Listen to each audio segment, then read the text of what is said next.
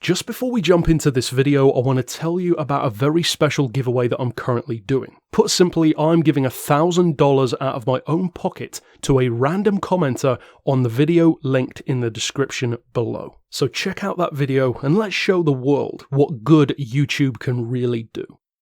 Hi again then guys, and welcome to of course another car review for GT Sport, and for those who are returning subscribers from the last few days, no, this video is not part of my 10-day experiment. I actually of course did not expect any new content to come out in those 10 days, so this is just a regular review, no clickbait here, and of course you saw at the start of the video about my giveaway, so please support that. It is going to help a ton of people, but only if enough people share it and watch it. Now, as far as this new car goes, it is of course the 2020 shape Supra. And since I was curious about what actual differences there were between this new car in GT Sport 1.57 and the existing 2019 shape Supra, which we already had in the game, well, I wrote them down, which I'm sure many of you have done, at least loosely in the dealership. Is there actually any difference between the two? Because certain things are the same. For instance, the torque is the same. They both have 369 pound-feet. Curiously, the price is the same, 100 grand. They both of course have front engine rear-wheel drive layouts, still has the same 3-litre engine essentially, but there are a couple of differences. One of those being the power and the other the weight. Now the power on the newer car is superior, but interestingly it's also heavier. But we'll get to that in a second. The power is actually quite a lot more, and subsequently it's an entire category of vehicle higher than the existing one, which sounds initially like a good thing, but we're going to get into that a little bit because I don't necessarily think it is. Now the standard car, standard in a general sense from 2019, has 335 horsepower stock. This has 382. That's quite a lot more, especially considering that they're both RZ models. The weight, on the other hand, as I said, is more as well. Now, it's not hugely different. It's only 10 kilos between the two cars, 1520 to 1530 on this one, so it's not too bad. It's not even like you can feel the difference. But the curious thing is, because of that power hike, it of course bumps it from a pretty good N300 to a more serious N400. Now the reason why my feelings are mixed on that point is because being a higher category in GT Sport isn't necessarily always a good thing. In fact, I would often say quite the opposite. Just look for example at something like a 700 horsepower Charger Hellcat. When the game first came out, that was pretty cool, because there weren't a huge amount of cars that were in N700, but now that we have more super sports and supercars in the game, it just doesn't really stand a chance against something like a Huayra or a Roof or a number of others as well.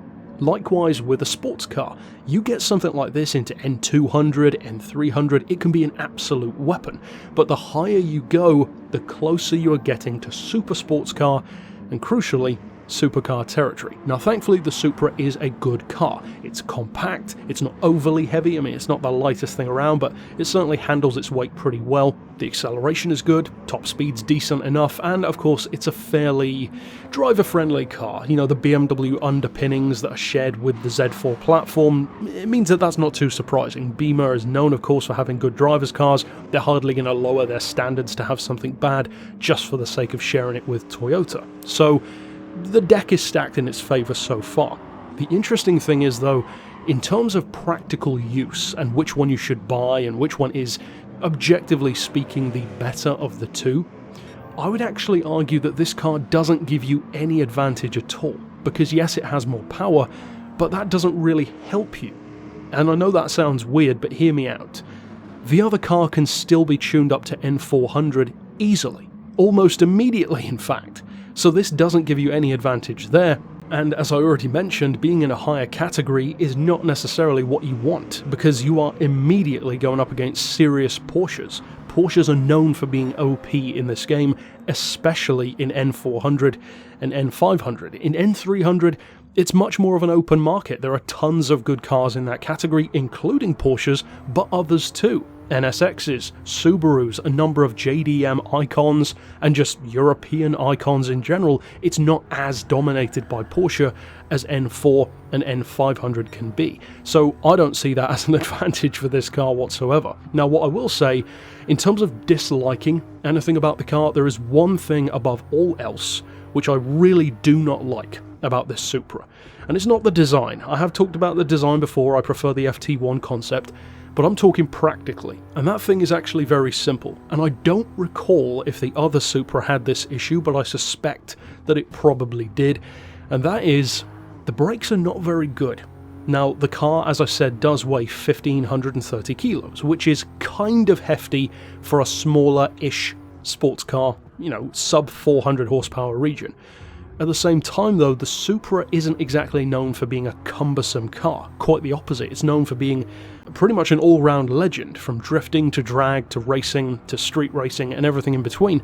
This to me feels almost like a TVR. It wants to just play all the time, and the fact that the brakes aren't quite powerful enough don't really help that, because you feel like you're actually slowing down a lot more weight than the car actually has. And due to the unfortunate upgrade system of GT Sport, there's not much you can do about that. In fact, the best option you've got is improving the tyres, which can only do so much as far as braking, and of course lowering the weight, which is the most significant improvement you can make, because if you have less weight, you've got less car to stop. However, because you cannot upgrade the brakes themselves, your hands are essentially tied in that regard. There's not a huge amount you can do, in a similar way to Gran Turismo 5, which had that same issue of not really being able to do much to improve the brakes.